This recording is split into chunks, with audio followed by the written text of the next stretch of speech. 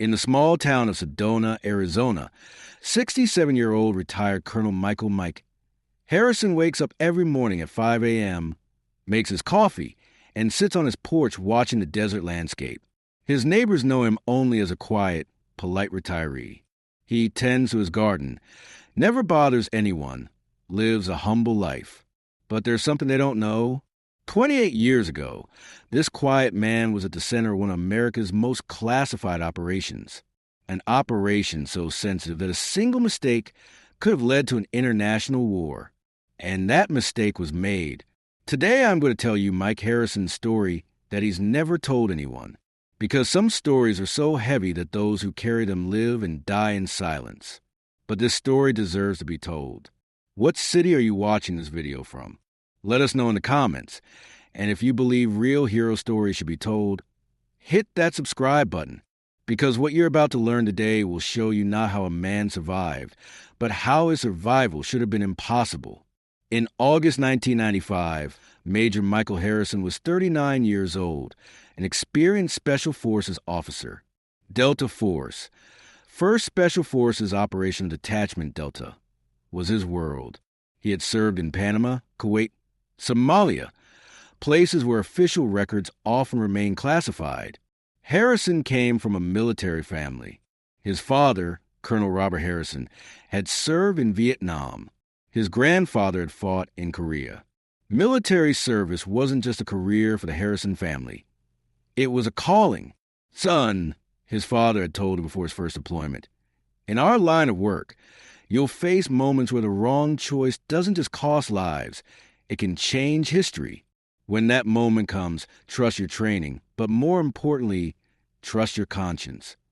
Harrison had carried these words through every mission, every deployment, every life or death decision. But nothing had prepared him for what would happen in the deserts of Iraq. The mission briefing came on August 15, 1995. Classified beyond top secret. Only 12 men in the entire military command structure knew the full details. "Gentlemen," said General Patricia Webb, her voice carrying the weight of national security, "what I'm about to tell you cannot leave this room. 3 days ago, a joint CIA-Mossad operation went dark in western Iraq. We believe they've been captured." The room fell silent. Harrison and his team leader, Colonel James Mitchell, exchanged glances. The captured team includes 2 American intelligence operatives and 1 Israeli asset. Their mission was to gather intelligence on suspected chemical weapon facilities. If they're interrogated and their true identities revealed, General Webb didn't need to finish. Harrison understood the implications. This could trigger an international incident that might drag multiple nations into conflict. Your mission is simple in concept, complex in execution, Webb continued. Deep insertion, locate and extract our people, leave no trace. Officially, this mission never happened. You were never in Iraq. Are we clear? Crystal clear, ma'am, Harrison replied. The mission was designated Operation Desert Ghost. Harrison would lead a 6-man team. Himself, Sergeant First Class David Rodriguez, Communications, Staff Sergeant Tommy Martinez, Demolitions, Sergeant Marcus Johnson, Medic, Sergeant Kevin O'Brien, Sniper, and Sergeant First Class Jake Patterson, Heavy Weapons. Each man was a veteran of multiple classified operations. They had worked together for 3 years and operated like a single organism. Trust was absolute. Skills were unquestioned. Loyalty was beyond doubt. On August 18, 1995, at 0200 hours, Harrison's team was inserted via stealth helicopter 40 kilometers inside Iraqi territory. The landing zone was a desolate stretch of desert, far from any known military installations or civilian populations. The extraction of the chopper was flawless. Within 3 minutes, the aircraft had disappeared into the night, leaving no trace of its presence. Harrison's team was alone in hostile territory, 200 miles from the nearest friendly forces. "Radio check," Harrison whispered into his comm. Each team member confirmed operational status. Equipment was functioning, morale was high, mission parameters were clear. The target location was a small compound 15 kilometers southeast of their insertion point. Intelligence suggested the captured operatives were being held in an underground facility beneath what appeared to be an abandoned agricultural station. "We have a 72-hour window," Harrison briefed his team. "Intel suggests our people are being moved to Baghdad for formal interrogation. After that, this becomes a much bigger problem." The team moved through the desert with the precision of ghosts. Years of training had taught them to become one with their environment. They left no footprints, made no sound, disturbed nothing. By dawn, they had covered 10 kilometers and were in position to observe the target compound. Through his scope, Harrison studied the facility. It looked exactly as briefed, a rundown collection of buildings that appeared abandoned. But as trained, I caught the subtle signs of habitation. Fresh tire tracks, recently disturbed sand around one building, the faint glow of artificial light from basement windows. "Eyes on target," he reported to Rodriguez, who was monitoring communications. "Copy that, Major. Satellite imagery confirms minimal surface activity, but thermal reading suggests 8 to 12 individuals below ground." Harrison nodded. The captives were there, but so were their captors. For the next 18 hours, Harrison's team conducted detailed surveillance of the compound. They identified guard rotations, movement patterns, communication schedules, and structural weaknesses. The facility was more sophisticated than it appeared. What looked like a simple farming station was actually a well-concealed detention center. The underground portion was extensive, with multiple levels and sophisticated security measures. "This isn't improvised," observed Martinez. "This facility was designed for a high-value detention." Harrison agreed. This was no random safe house. It was a professional operation. Through careful observation, they identified 12 guards working in rotating shifts. Most appeared to be Iraqi intelligence operatives rather than military personnel. They were well-armed, disciplined, and clearly experienced in security operations. "Major," whispered O'Brien from a sniper position, "I've got a clear shot on the communications array. One round. Their external comms go dark." "Negative," Harrison replied. "We stick to the extraction plan. No shots unless absolutely necessary." The plan was elegant in its simplicity. Infiltrate during the night guard rotation. Neutralize security through non-lethal means. Locate and extract the captives. Exfiltrate to the pickup zone. Clean, quiet, professional. At 0300 hours on August 20th, the operation began. Harrison's team moved like shadows. Rodriguez disabled the perimeter security system, while Martinez placed shaped charges on structural weak points. Not to destroy, but to create emergency exits if needed. Johnson and Patterson took positions to control the compound's entrances, while O'Brien maintained overwatch from 400 meters out. Harrison descended into the underground facility through a ventilation shaft they had identified during reconnaissance. The layout matched their intelligence, a central corridor with detention cells branching off. Moving through the underground facility, Harrison could hear muffled voices, Arabic conversation from the guards, but also English confirmation that the American operatives were alive. In the third cell, he found them. CIA operative Sarah Chun, age 34, had been beaten but was conscious. CIA operative Marcus Thompson, age 41, was in worse condition but stable. The Israeli asset, who identified himself only as David, appeared unharmed but was clearly under significant stress. "Who are you?" whispered Chun. "U.S. Special Forces. We're here to get you out." Relief flooded her face. "How many of you?" "Enough. Can you walk?" "Yes." "Thompson needs help. They worked him over pretty good." Harrison quickly assessed Thompson's condition. Bruised ribs, possible concussion, but mobile with assistance. David spoke in accented English. "There are more guards coming. Night shift change in 20 minutes. Harrison nodded. They were on schedule, but barely. Moving 3 rescued operatives through a hostile facility while maintaining stealth was like performing surgery in a sandstorm. Every step had to be calculated, every sound controlled, every movement precise. Harrison took point, with Chun supporting Thompson, and David bringing up the rear. They moved through the underground corridors like a well-choreographed dance. At the exit point, Rodriguez was waiting with the all-clear signal. The compound surface area was secure, guard rotations were proceeding normally, and the extraction route was open. Package secure, moving to exfil, Harrison radioed to O'Brien. The team began the 15-kilometer movement to the pickup zone with 3 rescued operatives. Progress was slower than planned, but still within mission parameters. They had covered 8 kilometers when everything went wrong. The attack came without warning. One moment they were moving through empty desert. The next they were under concentrated fire from multiple positions. "Ambush! Ambush!" Harrison shouted, diving from behind a small ridge. The enemy fire was too accurate, too coordinated. This wasn't a random patrol. This was a prepared trap. How did they know our route?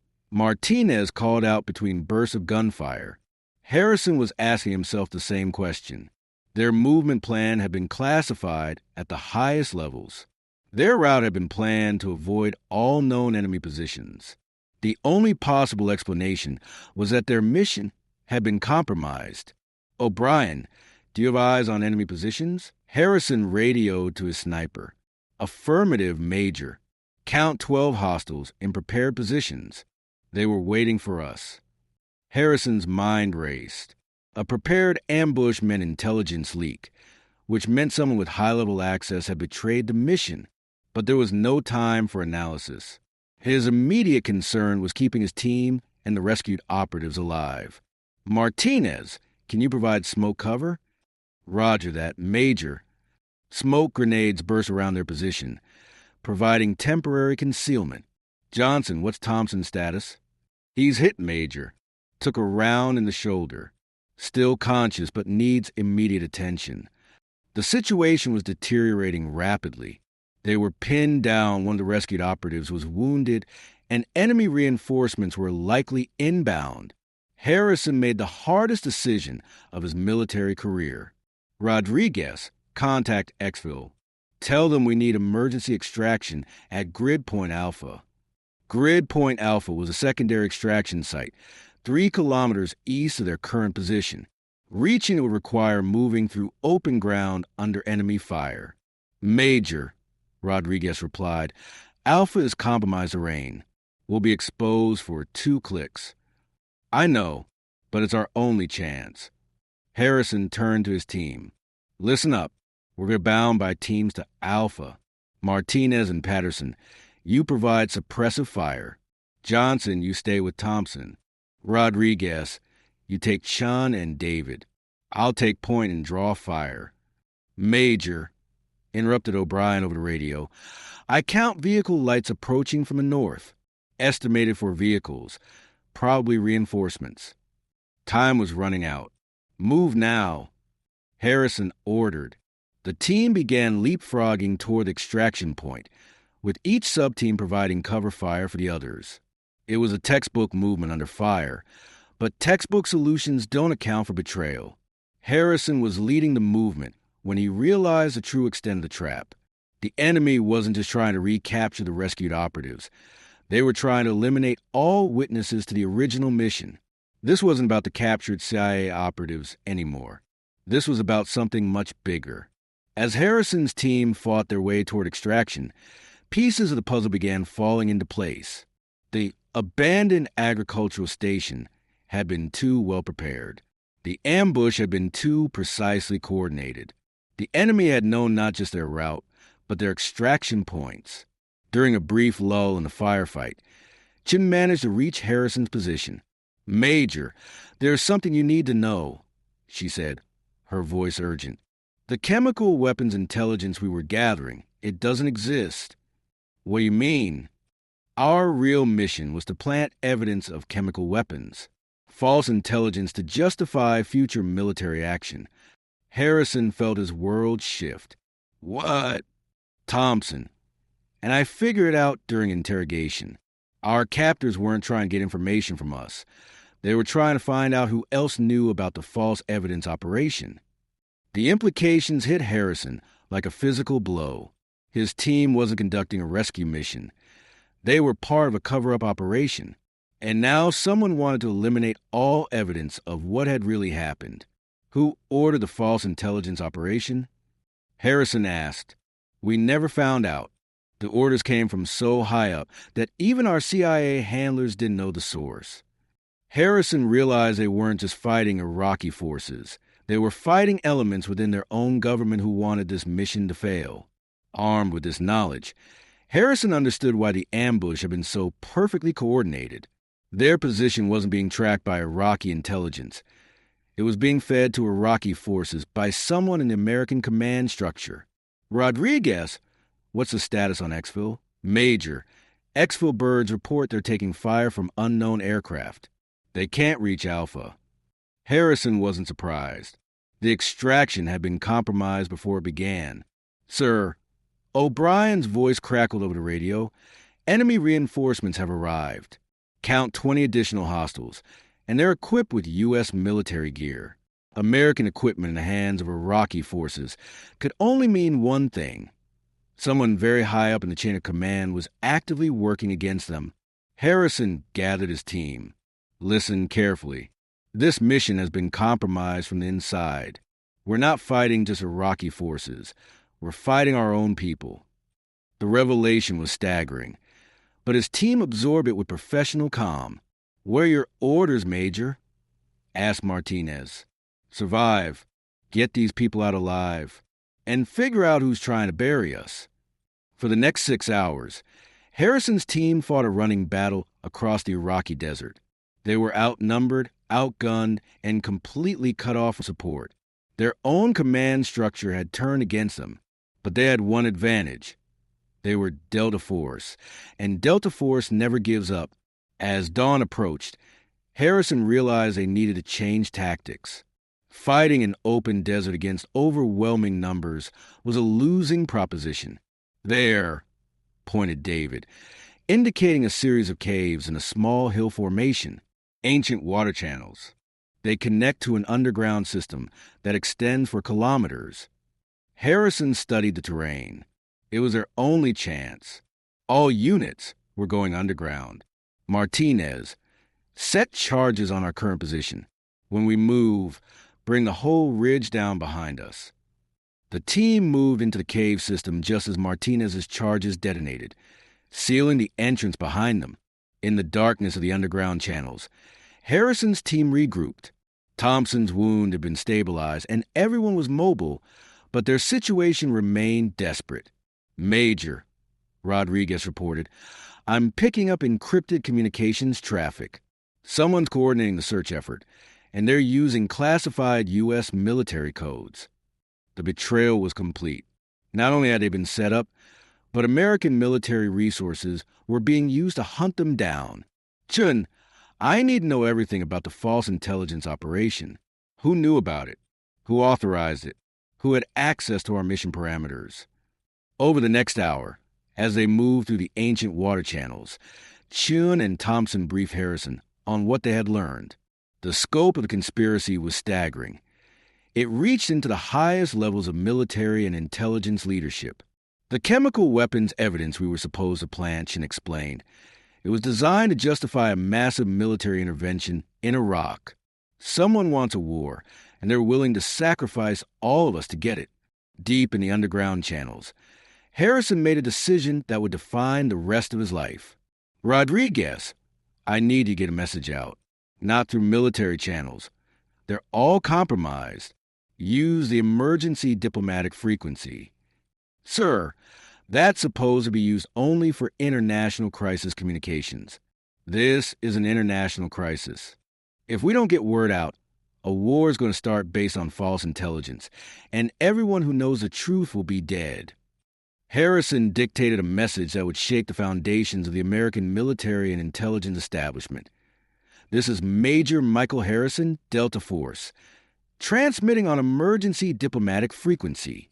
Current location, Western Iraq, grid reference classified. Mission status, compromised by domestic betrayal. False flag chemical weapons intelligence operation in progress. American military and intelligence assets involved in cover-up operation. Request immediate international oversight and protection for rescued operatives who can testify to false intelligence operation. Repeat. Request international oversight. American chain of command compromised at highest levels. Sir, Rodriguez said quietly, if we send this message, there's no going back. Harrison looked around at his team, at the rescued operatives who had discovered the truth, at the men who had risked everything following his orders. Rodriguez sent the message. The message Harrison sent through the emergency diplomatic frequency reached every major embassy in the Middle East simultaneously. Within 6 hours, it had been forwarded to the United Nations Security Council, NATO headquarters, and the intelligence services of every major allied nation. The response was immediate and unprecedented. British SAS forces, operating under UN authority, were dispatched to Harrison's last known location. French intelligence services began independent verification of the chemical weapons claims. German diplomatic channels opened communications with Iraqi authorities to arrange safe passage for the American operatives. But most importantly, the message had been received by investigative journalists who understood its implications. Major, Rodriguez reported, I'm picking up international news broadcasts. The story is breaking worldwide. Harrison felt a mixture of relief and dread. Relief because the truth was coming out. Dread because he knew what this meant for his career, his future, and possibly his life. Sir, O'Brien's voice came over the radio. I've got eyes on British helicopters approaching from the west. They're flying UN markings. After 36 hours in the underground channels, Harrison's team was finally going to be rescued. But rescue came with a price. The British SAS extraction was flawless. Within minutes, Harrison's team and the rescued operatives were aboard helicopters heading for international airspace. But as they flew towards safety, Harrison knew his real battle was just beginning. Major Harrison, said the British SAS commander, I need to inform you that the UN has granted you and your team temporary asylum status. The situation in your chain of command is complex. Complex was an understatement. Within hours of Harrison's message being broadcast internationally, 3 high-ranking Pentagon officials had resigned, a congressional investigation had been announced, and the planned military intervention in Iraq had been quietly canceled. But Harrison and his team were now effectively stateless. They couldn't return to the United States without facing court-martial for insubordination, unauthorized disclosure of classified information, and violation of the chain of command. The rescued CIA operatives, Chun and Thompson, were in similar circumstances. Their testimony about the false intelligence operation made them valuable witnesses, but also targets for elimination. David, the Israeli asset, was quietly extracted by Mossad and disappeared into the intelligence underworld. For the next 3 years, Harrison and his team lived in a legal gray area. They were housed in secure locations in various allied nations, debriefed extensively by international intelligence services, and protected from both foreign and domestic threats. The congressional investigation into the false intelligence operation lasted 18 months and resulted in the prosecution of 11 high-ranking officials. But the full truth never came out publicly. Too many reputations and international relationships were at stake. In 1998, Harrison was quietly granted a presidential pardon and allowed to return to the United States. His military record was classified beyond top secret. His Delta Force service was officially never happened, and he was given a new identity. Michael Harrison became Mike Harrison, retired Army logistics officer with an unremarkable service record. His team members received similar treatment. They scattered across the country, taking civilian jobs, starting families, living quiet lives. But they never forgot what they had learned in the Iraqi desert, that sometimes the greatest enemies are the ones wearing the same uniform. 28 years later, sitting on his porch in Sedona, Mike Harrison still carried the weight of those desert days. The false intelligence operation that his team had exposed was only the beginning. Over the following decades, similar operations would be revealed, weapons of mass destruction claims, terrorist connections that didn't exist, military interventions based on manufactured evidence. Harrison often wondered if his message that day in the underground channels had made any difference. Had he prevented one war only to watch others begin based on similar lies? His team stayed in touch, meeting once a year at a small cabin in Montana. They never spoke about their Delta Force days, but they all understood the burden they carried. Rodriguez had become a high school teacher. Martinez owned a small construction company. Johnson was a paramedic. O'Brien worked for the Forest Service. Patterson had become a counselor for veterans with PTSD. All of them were good men living quiet lives, carrying secrets that could never be shared. Chun and Thompson had also been given new identities. Chun became a college professor teaching international relations. Thompson worked for a humanitarian organization. Sometimes their paths crossed with Harrison's, and they would nod to each other, fellow keepers of dangerous truths. Harrison's neighbors in Sedona saw him as a polite, unremarkable retiree. He helped elderly neighbors with yard work, volunteered at the local animal shelter, and kept to himself. They didn't know that he woke up every night at 0300 hours, the exact time he had sent that message from the Iraqi underground. They didn't know that he had Congressional Medal of Honor paperwork sitting in a classified file somewhere, never to be awarded because his mission had never officially happened. They didn't know that he had prevented a war by betraying his own chain of command. Most importantly, they didn't know that he would do it again without hesitation. Some prices are worth paying, he would tell himself on the difficult nights. Truth is one of them. In 2018, Harrison was diagnosed with early-stage lung cancer, likely caused by exposure to chemical agents during his years of service. The prognosis was good, but it forced him to confront his mortality and his legacy. He began writing, not his memoirs.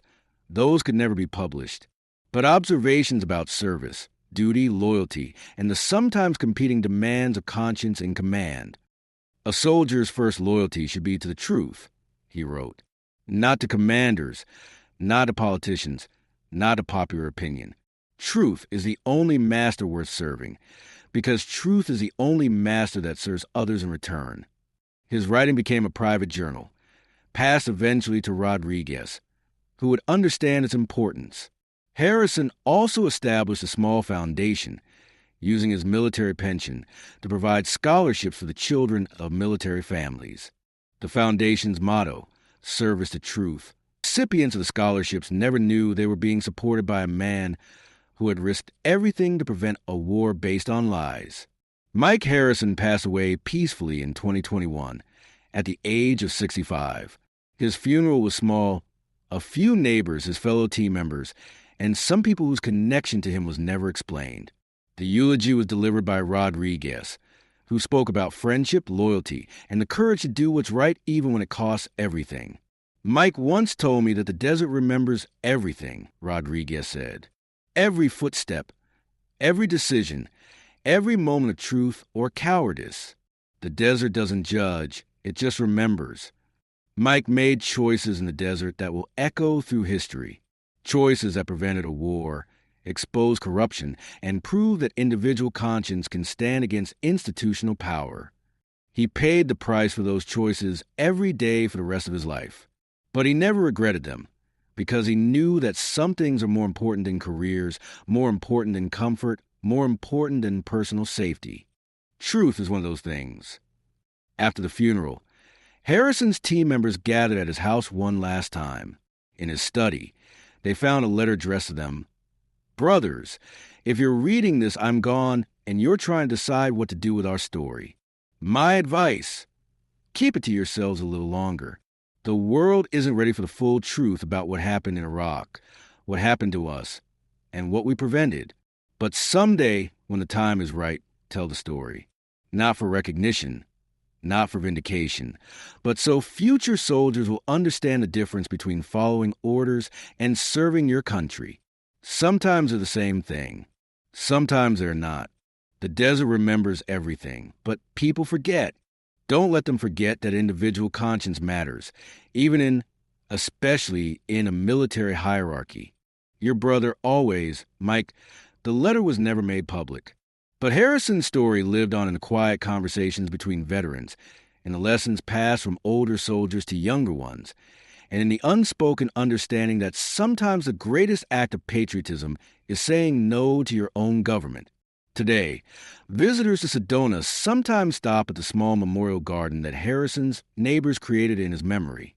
They see a simple plaque, Mike Harrison, a good neighbor. They don't know the full story.